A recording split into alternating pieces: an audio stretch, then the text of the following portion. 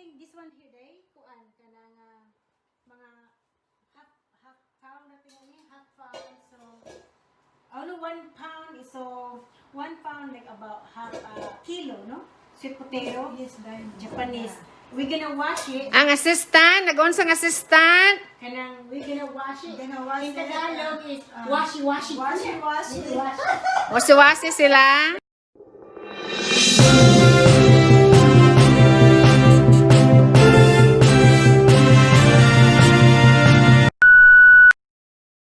putulan man kaday Naputol kayo wala kami nakabayad. Wala kabayad? Namin, wala pang sahod.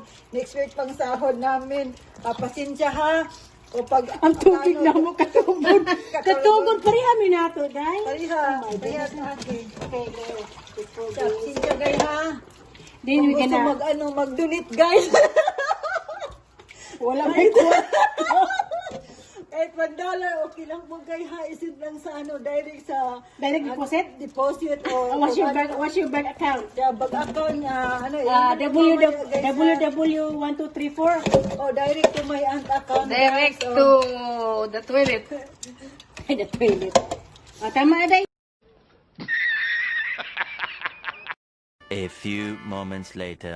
Okay guys, after you boil the sweet potato, yeah with purple potato or mix, mash it.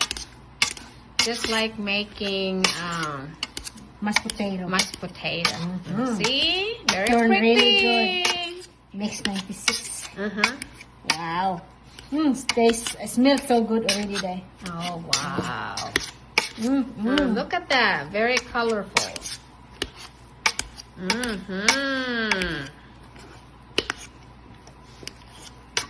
Other pan makes 1 pound of glutinous rice and 1 can of evaporated milk. This one. So 1 can of evaporated milk. And instead of white sugar, we use brown sugar. yeah that it help the katamis kasi brown sugar day is there's some Yeah, the sweetness of the brown sugar is different from the white one. So use has to this be one. seen it's sugar though Yeah, has to be seen it's because it's cyanide sugar. This is something that to help the taste. Sa Cebu pa ni, katod yung tamay gyud sa tindahan lamig gyud ko. Oh, Ay, real sugar, good na. Itong sugar cane. sugar. Real sugar cane because it smells so good. Yeah. But since we're here in the US, we just use C&H sugar cane, golden brown. Yeah. Pure cane. And then kuanday. Isa big sa Okay, add 1 cup of brown sugar. Mix it well. Taste it first. Maybe is tingin tayo mga another 1/2 cup. Okay, so add another 1/2 cup because it's not really sweet, so put more. So it's 1.5 cup of brown sugar. It depends on their taste. Yeah. If they want more sweetness, they can add more. Yeah. Yes. It tastes good in the neighborhood. Smells good already. Then you know what? You can add asin, but I don't want asin. Okay. Because Some people likes to add a little bit of salt, so it depends on you. You need to experiment a little bit. this is your Yeah, this is our version. Okay, this is Tilamok Monterey Jack cheese. We put this inside the Bitso Bitso. Slices like this, and you put it inside. Because when you make it with love, it tastes really good. And when you come to your tummy, oh, you make your tummy love, and come out with love heart.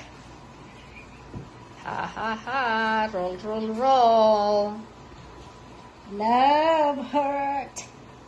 Now, this is yummy heart. There we go. And you roll it. And you dip it. Dip it, dip it, dip it. I'm gonna dip it. Oh boy. You know what? First time, that I think it's good. It's good. First time. Mga kaibigan, sa mga syudad, mga lungsod, tapos na yung bitso-bitso namin. So ngayon, ipakita namin kung anong nasa loob. Okay, nandiyan na ang ilalim sa bitso-bitso namin. Yung isa, chocolate ang laman. Yung isa, mozzarella cheese. Sarap-sarap. Sao na lang, kain tayo!